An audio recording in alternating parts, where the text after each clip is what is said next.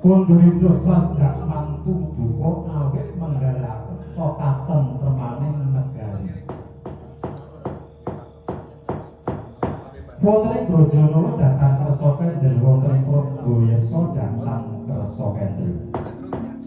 Sareng kersa kendel wonten ajengane Gapura Dana Pertapa. Koko pamarmane Gapura Dana Pertapa. Danane papan keparing tapane udang lan ketelasan. Rerenganing Gapura ginambar maneka warna. Tanpa beda gumlaring jagat wana genggeng alas liwang-liwu. Awit saka pintere kang gambar yayah satru kapanjingan Yuswa. Ngajenge Gapura pinaringan adeg-adeg besi baritung silah perunggu sari namating Gapura kekaringanipun bumi sampe diri sakambil katut tabun. Yen to ora bocara langsat kanggo pati yen to dalu tanpa beda kaya lima.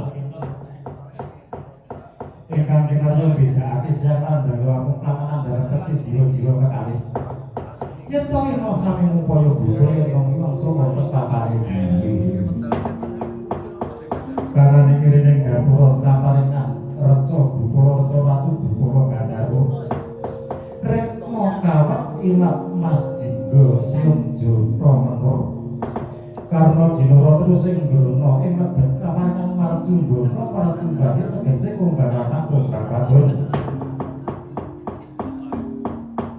Pintuning Gapura kaparingan bedah ginawang rasane ginambar jalu lan wanita tanpa pintu kumajaya kumorate yen to pintu mengko kadya bodang sowan-sowangan yen minekat diu kemanten kang pinanggihake sentreken kori dremana miber geren-geren yayah buta cingkara bolo-bolo cingkara miletenan jati ludruk bagus nyokot dhewe. Ngajenge Gapura tentu umbul saking puncake ngukir tinanem iline pinara-para. Anjlek gedaton anapit anggondara awit kelenturan bedhaya sekar punya layone Puspita.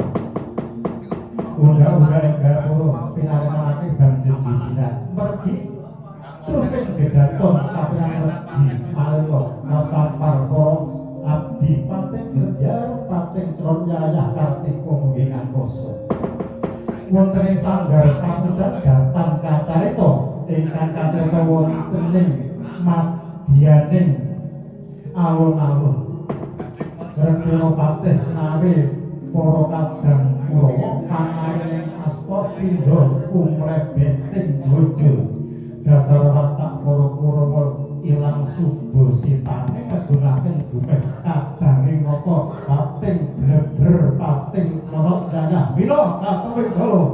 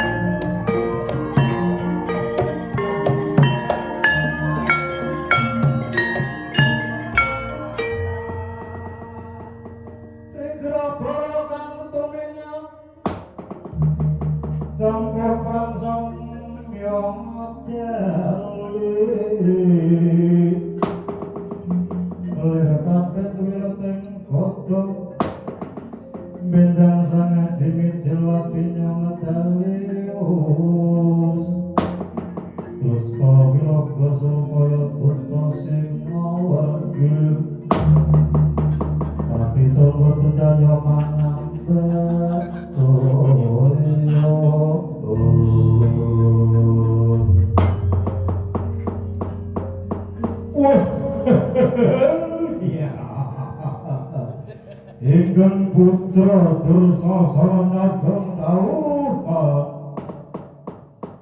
ingkang putra Karta Marma Nyageng Dawuh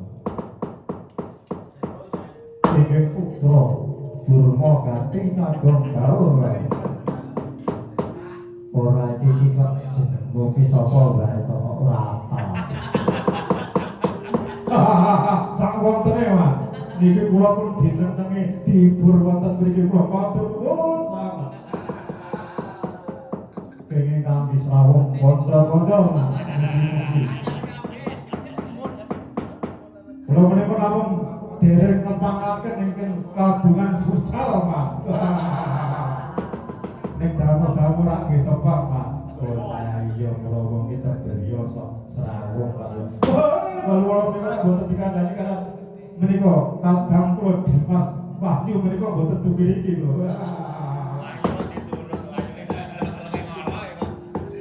Saiki ngene yo, kowe kabeh padha tak wenehi ngerti. Kula badhe mungsuh merta menapa, Pak? Kula menika badhe ngaturaken kasagedan kula Daksaka Mandalika, Pak. Apa? Daksaka menika sawur kandha mandi nika upas. Sak mandi ucap kula tesih mandi ucape pausi, Mas. Ya sing gendir kae. Nggih. Kula maturaken dari minangka, Mas. Dari menika toya mata galak sak galak ing mina nungsung banyu tesih kalak matur kula, Mas. Kula ngaturaken tirta canoman. Wardine apa? Tirta menika toya candhaka padha. Pamanayo kados padha. Dulur golek ngobrol kaya anggere apa gunang sapetahe sing sakti. Iki ngene yo kabeh. Iki mau gawean Prabu Duryudana kowe kabeh supaya awet ana bendaya dene negara ing Astina ana salah sawijining tamu agung saka negara Rajatama yo patih bagi kaya sing surasane bakal ngambil anane daftar lamun ngguhkan dadi kersane para bini sepuh lan kakang desa banyu tinaya supaya mundur aja nganti lakon mboyong daftar kencana awit daftar kencana kuwi pusaka mula nggih kabeh repot siap apa-apa niki mangke perang sabetane rentayeng arep terang piye. Miturut kandhane Mas Bayu isih kaku. Lho aja nggih kok, Mas. Ampun kanjeng nggih. Jare. Sak menika mung nermawon mawon. Kula ingkang badhe damel tentreming negari sedaya la ya kaya ngono sing dijaluk anggere Prabu Jayabasa. Mula wektu dina iki padha tunggal. Kamar nyuwun pamit. Bedhadawi kepareng badhe nuwun.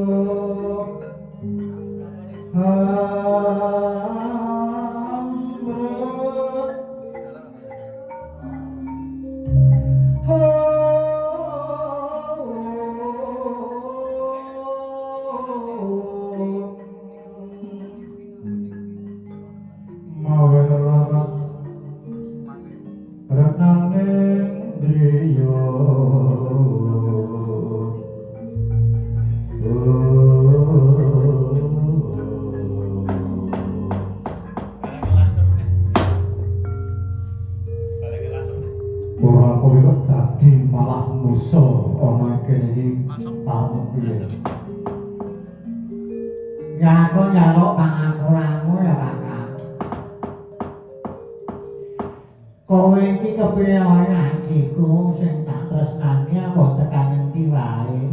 Kowe tak tetake ngono. Lha aku ki wis gedhe tuwa, Mbak. Ya apa gedhe tuwane? Welinge wong tuwane.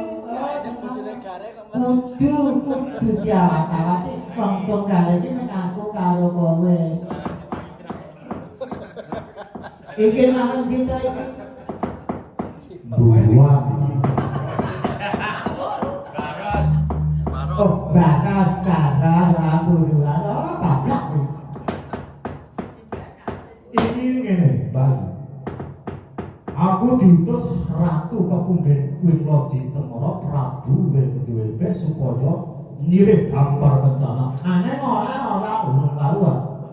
iki mau diulungke yo ora digandoli yo dadi kok ngejak bojone ana gawe iki mau durung ngerti nek kahanan iki mbuh calon dipanake bojone apa ngenteni ora. jopo ternyata ngenteni jopo Lah nek aku ki dikira bojone ya ora apa-apa, lah nek karepe ngono dene wisangkeni ane sing goleki angel ya ada sapa anane wae nek go peragaan kok. Kakang Lha iya. sumiyep Nah, mulo aku nunggu bisa nyem dijak saka negara Mestina wektu dina iki bakal diperpeki. oh ya yang ngono aku tak nang gurimu wae kok tak dhewe nang sorwet wae yo sing ati-ati.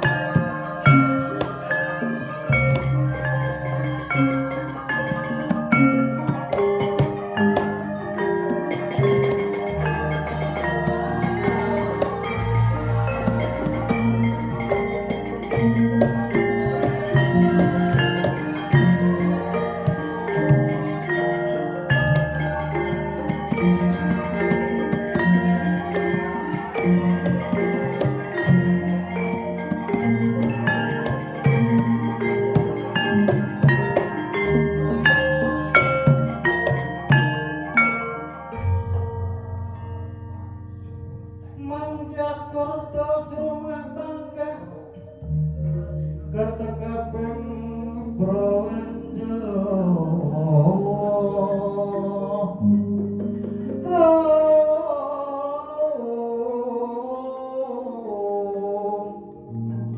sumahaping patarisan berbuti mandono raras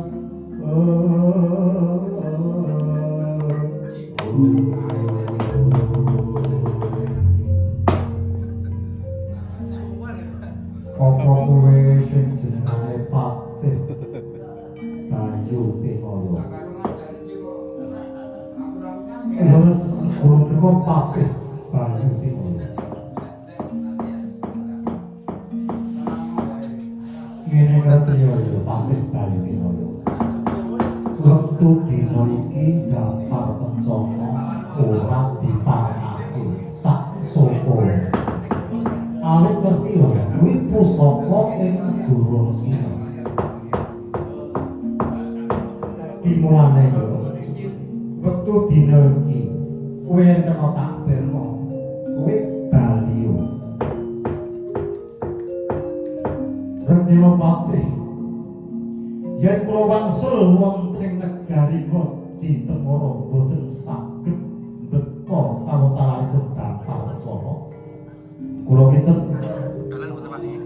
kula badhe dipun perang nih iki. ora apa kowe iki ora ngerti nek wektu Asline Kurawa musuh Bayu Tinoyo.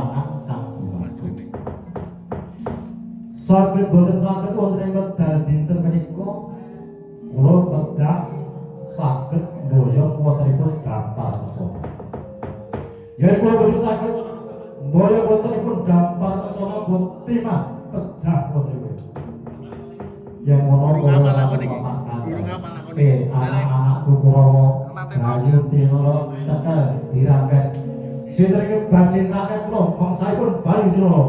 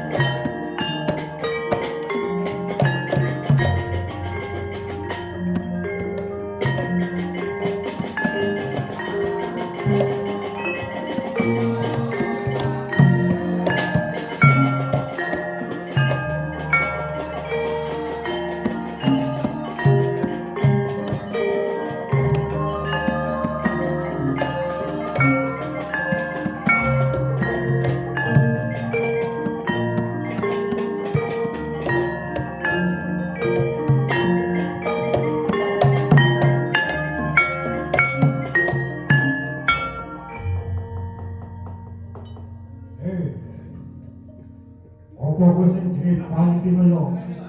Apa amal? Apa kuping ora kurang pripatnya. Mongko kulo dadi biksu karo sapa. Aku harus mengaku Senopati Negoro. Bali dulu.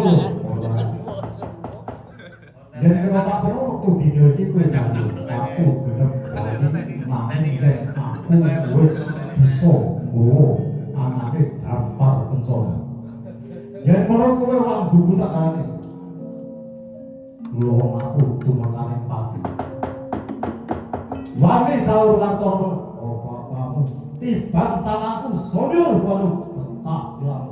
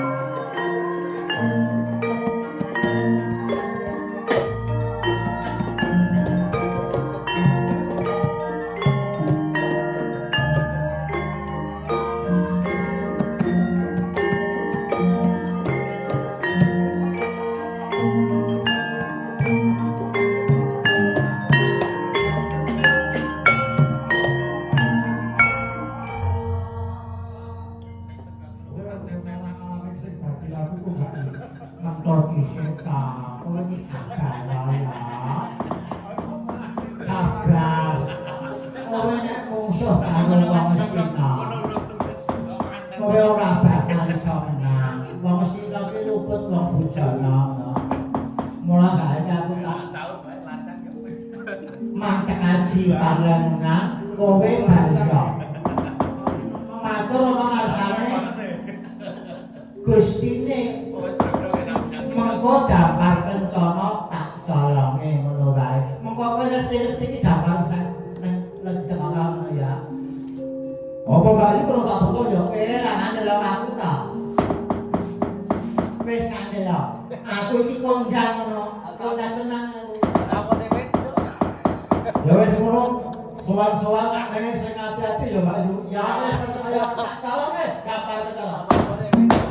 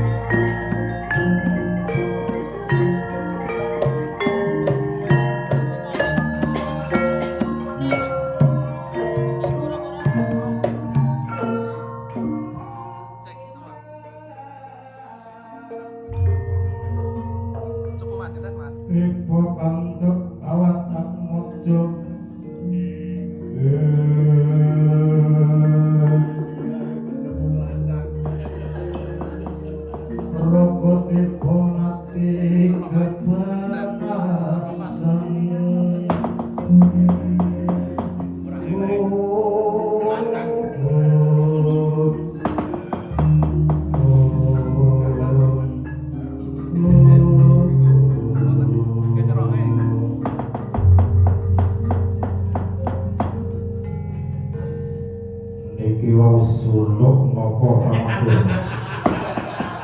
Oh, penjenengan mesti bingung lek golek cakepan. Nggih. Kok mesti bawa siji barang aku ya. Apa jane mayeng-mayeng mangan. Ibu tuh nopo-nopo rapi apa paman. Oh nangge. Agus pundi menapa baju dinoyo sampun disasake tenan sampun. Kalau itu penita dono, ayu tinoyo sampun. Kesah saking negari Gusti. Botapo kacarito Wah, sekedar gaya Bang tanda tolak aleman. ngabyantara wonten ngarsane Prabu Duryudana Abu iki. ngaturaken yen to gampar kencana vital saking gedhong pusaka.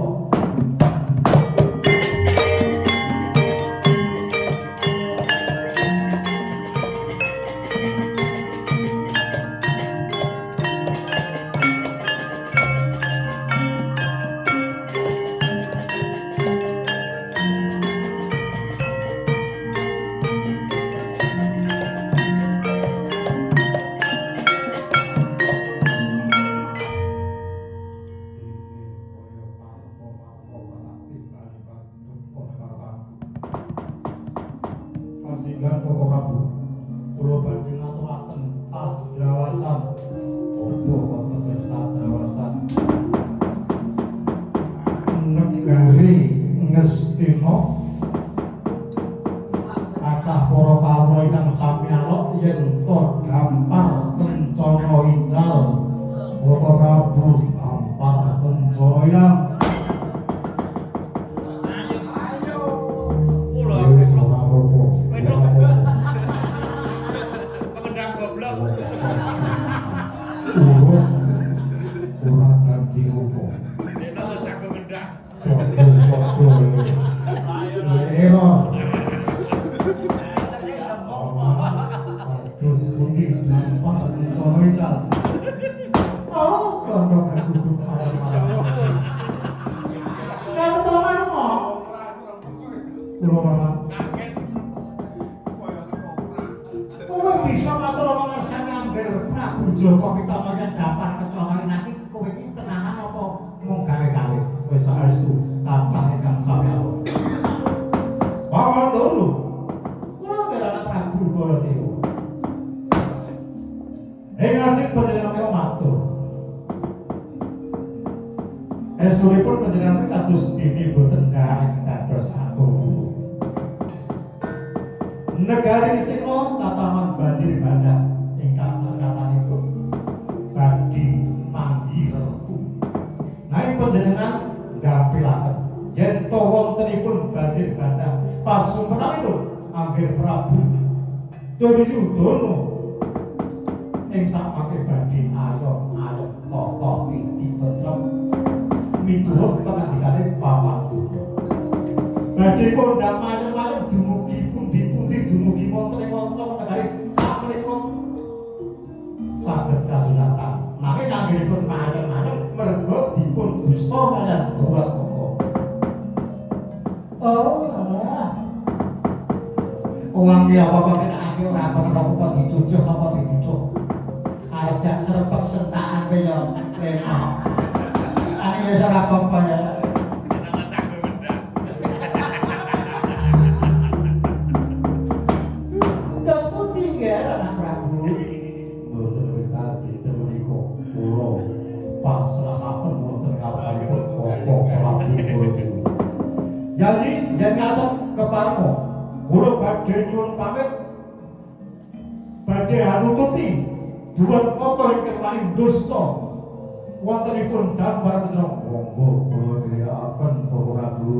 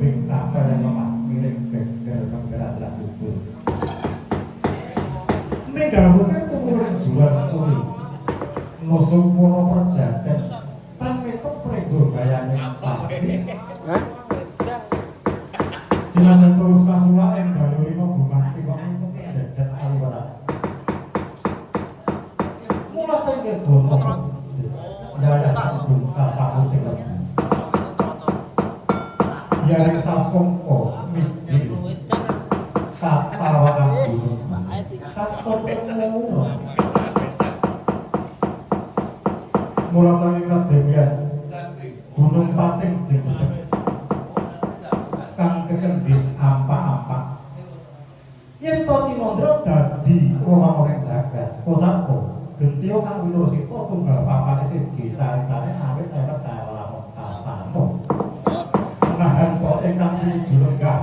wonten ing negari Loji Tengara Prabu Welgedwe kadhep para kadang tinangsa Mandurawa katon angrong pasih kami.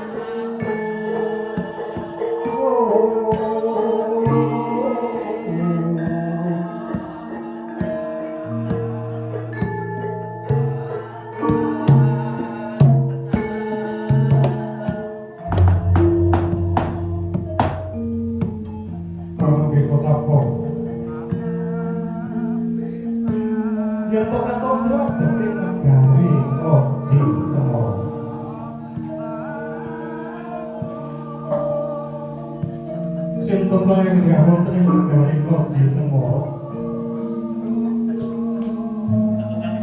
Yen to katondro dosa namaning ra dosa sepuluh pamora dipakasih.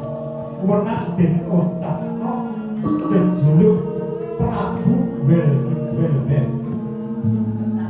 Yo Prabu Tongso.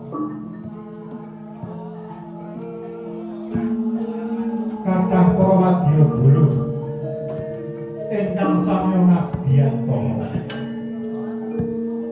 Yo pemembung rendo bumi mengerangkan patih yaksa kendra. Yo pemembung yaksa kendra. Buh kuwi bener ora sing baku ana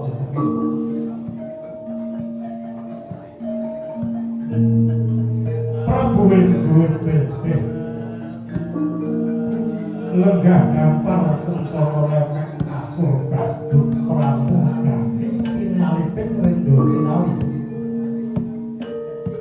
ngagem aku kencana jangan masuk setiga kinancingan garuda garuda sang-sangan ogo marang sang lurun ogo jemblang panggosa bertiga atas ngagem pusaka dung Kyai Tundung Nyawa Deter tinatah tinaturun gono kak semi mendak niko ketinak bonjo dinak-dinak manis Rongko ladan kayu timoho kolet kandelan kumaluh di atas bagianan kencana Tinom saking mandolo pating ya pating tua Negoro Mojikuru Gara kaliwat-liwat satu mau satu mati jauh mau pemati awet saka pamari bawane malih Prabu Wilkedu makaten pangudhas swarane grya kang dereng injil ing lati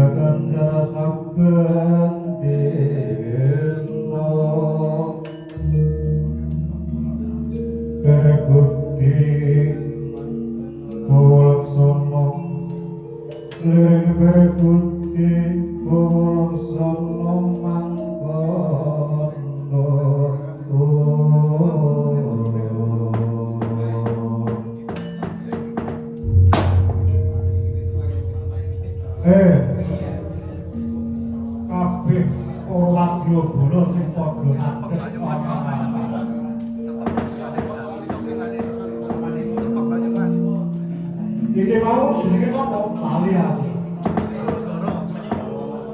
Kula ingkang mami patih Pati.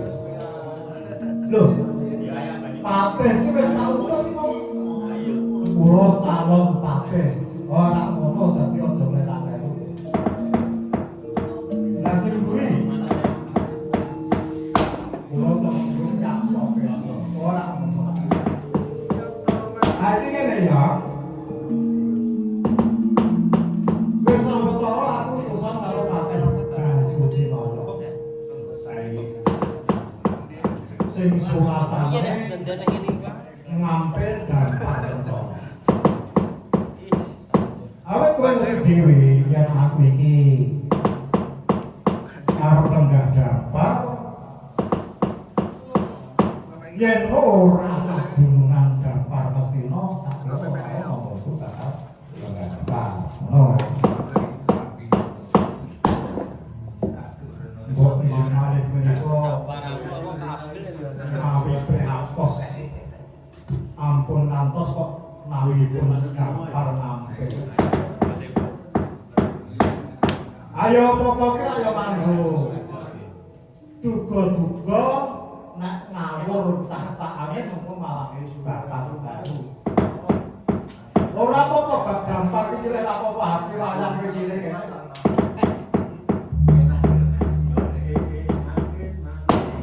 Ame mau menika bincang tegak pawiyasa.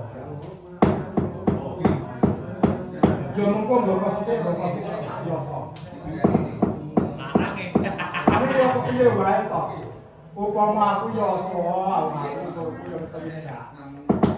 Ayo mengko dilote nganggo seneng-seneng wae. Oh lanjut.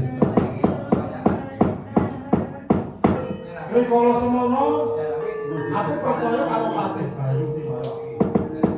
Mula wektu dina iki kagentan supaya dadi pengarep. Menapa kepareng bagi kula sumusul wonten ing praja. Mas rasa umpama kowe musula ndandak nganggo samu. Monggo aku ki apa ratune ya jangan duwe apa-apa. Blas ora duwe apa-apa. Nek kowe pemar musuh kagat-kagat dhewe ora apa-apa. Awang kula menika bayar kula ingkang kula ngaji jamaah bareng dipun payu. Wah kuwi esuk. Nek wis panen lombok kidul kono kowe. Kowe bakal tak nehi. Pocapo kacarita. Sowane Patih Bayu Timara.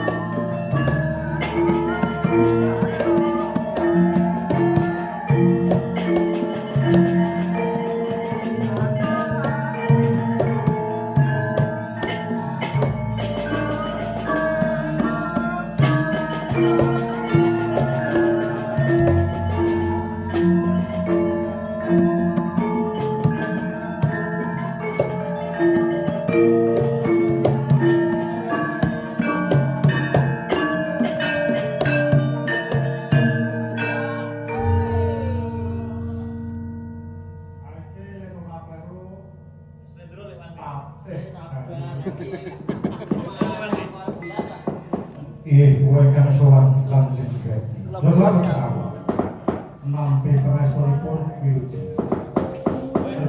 Kalau kira aturaken sumber ing pangabekti kula putra. Ya wis tak kok.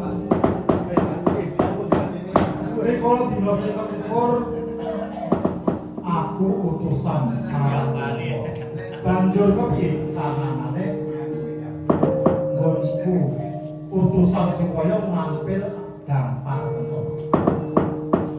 Nyuwun sewu. Sawetawis dampar kencana dipun kukuhi. Ayo.